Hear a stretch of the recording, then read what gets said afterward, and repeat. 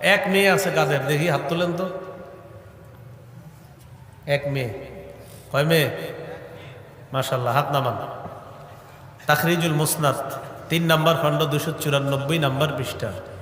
ক্বালা রাসূলুল্লাহ সাল্লাল্লাহু আলাইহি ওয়াসাল্লাম, নবীজি সাল্লাল্লাহু আলাইহি ওয়াসাল্লাম বলেন, মান বুলিদাত লাহু ইবনা, কারো যদি একটা কন্যা সন্তান হয়, ফালাম ইয়াইদহা, এই কন্যাকে যদি জীবন্ত কবর না দেয়, ওয়ালাম ইউহিনহা, অবজ্ঞা যদি না করে, ওয়ালাম ইউসির ওয়ালাদাহু আলাইহা, নিজের ছেলেকে কন্যার উপর যদি প্রাধান্য না দেয়, মানে ছেলেও আছে মেয়েও আছে, ছেলেটার বেশি আদর করে যদি এমন না হয়, ইয়ানি আয-যাকার, নবীজি বলেন অর্থাৎ ছেলেকে বেশি আদর ব্যাপারটা যেন এমন না হয়, আদখালাহুল্লাহু বিহাল জান্নাহ, এই এক কন্যার কারণে আল্লাহ ওই বাবাকে জান্নাতে প্রবেশ করাবেন।